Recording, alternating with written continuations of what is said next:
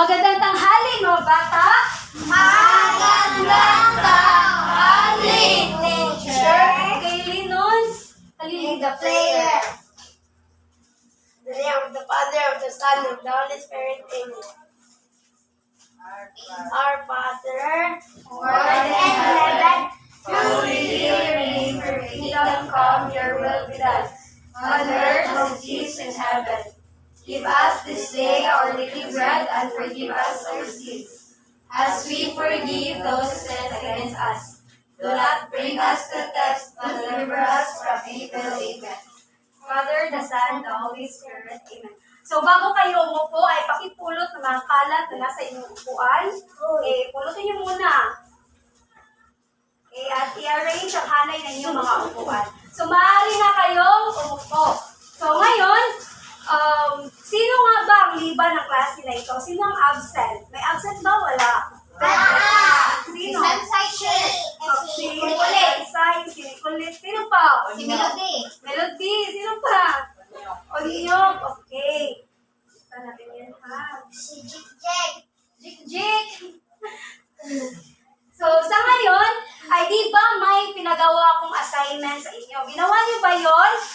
Yes. Okay. So, pakipasa na yung mga assignment. Ako na usabi.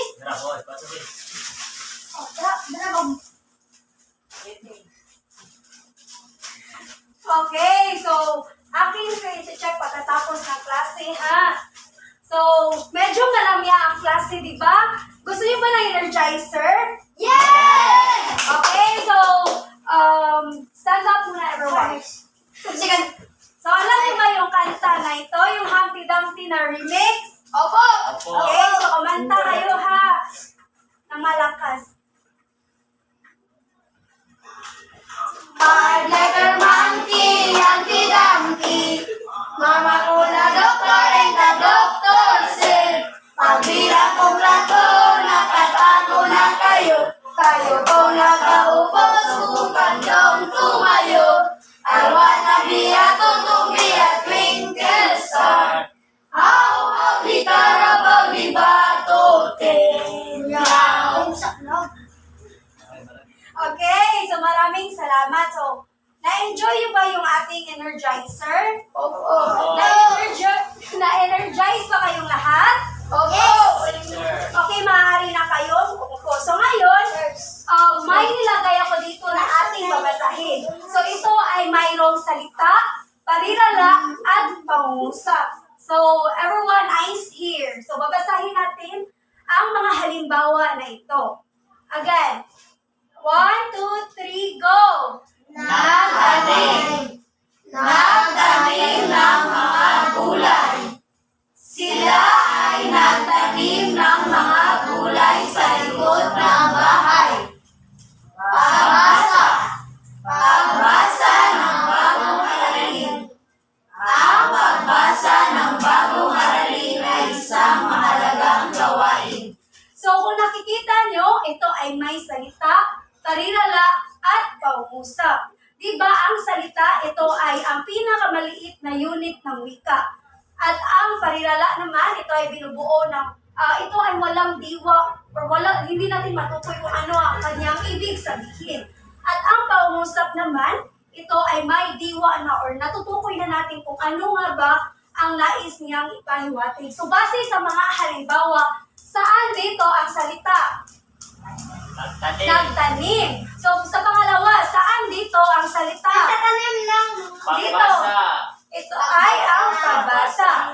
So, base sa mga halimbawa, alin dito ang parirala? Nagtanim ng mga gulay. Okay, nagtanim ng mga gulay. Dito. Pagbasa ng bagong aralin. Okay, yung pagbasa ng bagong aralin. So, nasaan dito ang pangungusap? Sila ay nagtanim ng mga gulay sa likod ng bahay. Okay, very good. Dito. Ang pagbasa ng bagong aralin ay isang mahalagang gawain. Okay, very good. So, yun ay, or ito ay ang mga salita, parirala, at pangungusap. So, ngayon, dadako muna tayo sa ating pagbabalik aralin. So, noong nakaraan ay tinalakay natin ang opinyon at katotohanan, di ba? Okay, very good. Yung opinyon at katotohanan. So kapag ang pangungusap ay katotohanan, so ano nga ba ang ating gagawin? Tayo ay pumalakpak na isang beses, at kapag ito naman ay opinyon, ay ang gagawin nyo ay ikis ang inyong kamay. So ano nga ba ang gagawin kapag ito ay katotohanan? Pumalakpak, okay? Pumalakpak. Kung ito naman ay opinyon, iikis. So, okay. So, number 1. Ang Pilipinas ay parte ng Amerika. Ito ay katotohanan o ito ay opinyon? Ang Pilipinas ay parte ng Amerika. Okay, very good. Ito ay opinyon dahil ang Pilipinas ay parte ng Asya. Very good. So, ngayon, ang pumatay kalapu-lapu ay si Ferdinand Magellan. Ferdinand Magellan na pumatay kalapu-lapu, ano? Ito ay sure? Ito ba ay opinion? Ito nga ba ay opinion?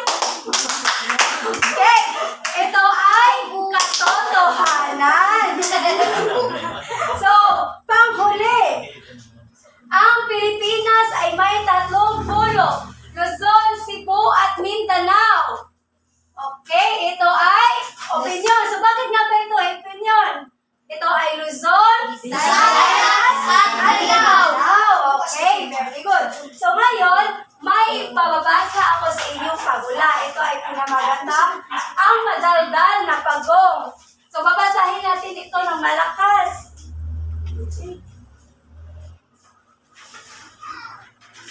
Babasahin natin ito ng malakas. Dahil mayroong guide questions na ating sasagutin after natin itong basahin. So, everyone! 1, 2, 3, go! Ang maganda ng pagong. Isang maganda ang panahon Ay nagkita-kita sa tabing sapa ang magkakaibigan. Sila ang si Pagong Daldal, Si Abuing Gansa at si Puting Gansa. nagkwentuhan sila at di nagtagal ay nagpaalam ang magkapatid na gansa. Isama naman niyo ako sa inyong tirahan sa kabilang ilog. Pakiusap ni Pagong Daldal. Ipaano ka naman kung isasama ay walang anumang pakpak at hindi makakalipad. Wika ni Abuing Gansa. O nga, wika ni Pagong Daldal na halatang lungkot na lungkot. Teka, May naisip ako. Wika ni Puting Gansa. May isasama ka namin kung susunod ka sa aming sasabihin. Salamat. Pinapangako kung susunod ako sa pag-uutos niyo. Wika ni Pagong Daldal. Gansa ang kabilang lolo at saka tayo lipad.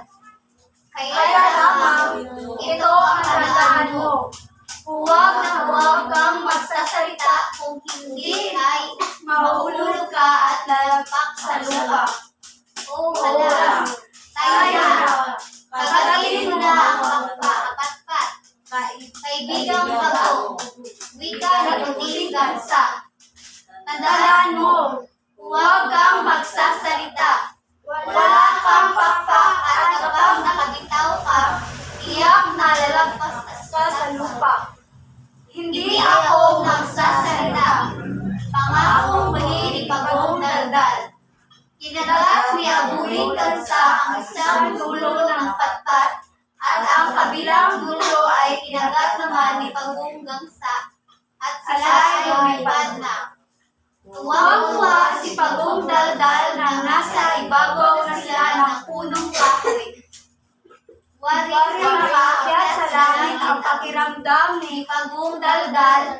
Nakita ng mga bata, nagsisipaglaro sa parang ang lumipad na pagong. Naghiyawan sila sa tuwa at itinuro nila ang pagugong na kagat-kagat ang patpat. Tingnan ninyo ang Pagong. Daldal. Lumilipad. Nagagalit si Bagong Daldal. Mga bata, hindi natapos ang iba pang sabihin ni Bagong Daldal. Tuloy-tuloy siyang bumagsak sa lupa. Kaawang-awang Bagong. Nawika na lamang ni Puting Gangsa at si Abuding Gangsa. Okay, naintindihan niyo ba ang pabula? Naintindihan? Hindi. Isa pa nga. Isa pa. Okay. Okay, naintindihan niyo ba? So, saan nga ba or ano nga ba pamagat ng ating pabula? Ang madaldal na Bagong. Okay, so ano nga ba ang hiling ni Bagong Daldal sa Gansa?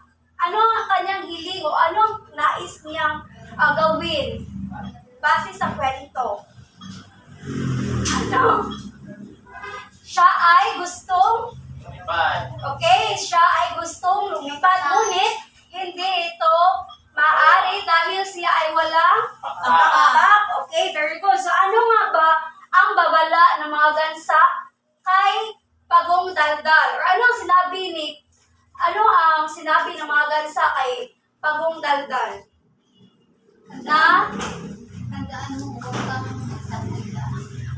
Okay, tandaan mo huwag kang magsasalita. Wala kang pakpak at kapag nakabitaw ka, tiyak na lalapat sa lupa. Okay, so kung ikaw ay si Bagong, gagawin mo ba ang kanyang ginawa? Gagawin mo ba ang ginawa ni Bagong na hindi niya sinunod kung ano ang sinabi ng mga gansa?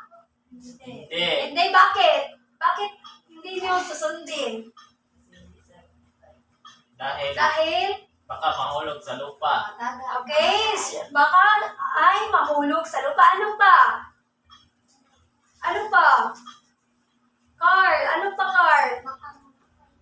Baka mamatay. O para din sa safety.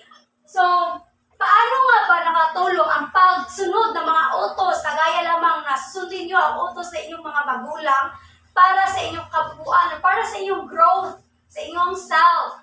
Giyon sa man nato giyon sa man pag-help nga ug kailangan mo musunod ug unsa isugo sa inyong mga parents o kung sugoon mo mutuman mo di Mutuman. Mutuman. Sa disgrasya. okay para layo sa Dahil disgrasya. para sa kabutihan. Okay, para sa kabutihan. Okay, very good. So, ano ang posibleng consequence if dili mo musunod parihan ni Bagong? Kung subuon mo sa iyong mama, unsa may kabaliktaran ani ko, subuon mo sa iyong mama palit mo bugas, eh dili mo musunod, unsa man ang mahitabo kung dili mo musunod sa subo sa iyong mama.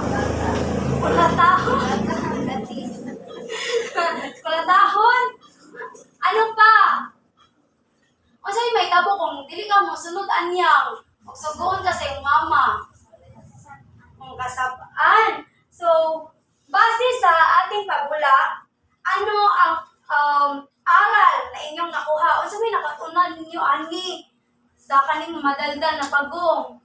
Sumunod sa utos upang hindi mapahamak. Okay, very good. Sumunod sa utos para hindi mapahamak. So ano pa? Ano pa? Another. Wala na? Okay, wala na. So ngayon ay may strips ako dito, dalawa. So ito ay nakikita nyo na hinighlight dito. Okay, so ang mabibigyan ng strip ay basahin nyo kung ano ang nandito at i-paste nyo kung saan siya dito na nakalagay. So, okay. Basahin ha. Basahin.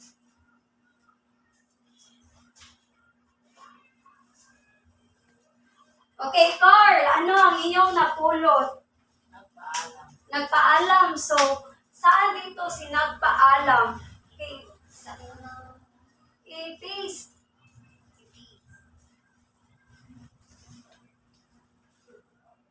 Okay, nagpaalam. Rico, ano ang inyong napulot na salita? Lilipad. So, saan dito si lilipad? Hindi ko po alam, ma'am. Turuan mo po ako. Lilipad. Ito.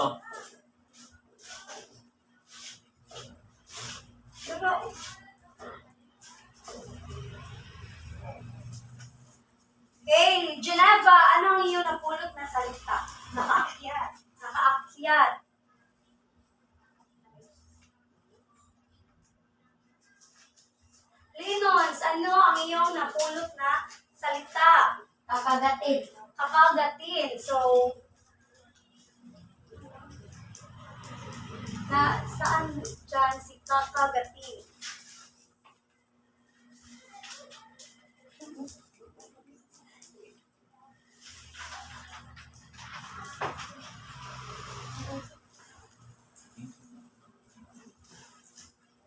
Okay, kakagatin. Kristen, ano ang iyong napulot na salita? Nagalit. Nagalit, Sir Rick.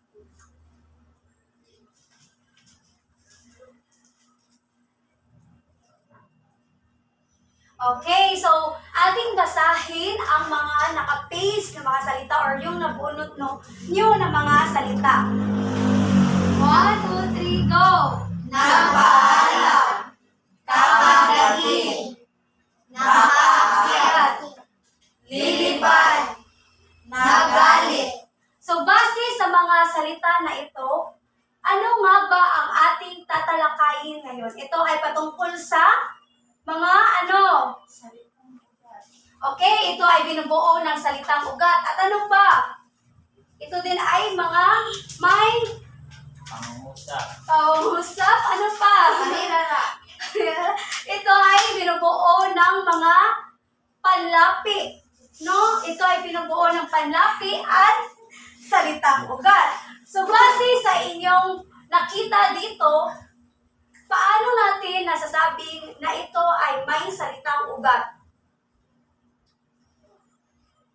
Okay? Hindi po namin alam. Alam, teacher. okay. Hindi niyo pa alam dahil atin pa itong tatalakayin ngayon. Okay, so ngayon ay malalaman nyo kung ano nga ba ang salitang ugat, mga uri ng panlapi, at mga halimbawa nito. Pero ngayon ay focus muna tayo sa isang uri ng panlapi.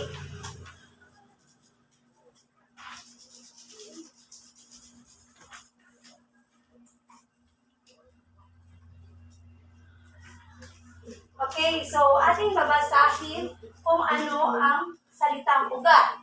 So ano ang salitang ugat?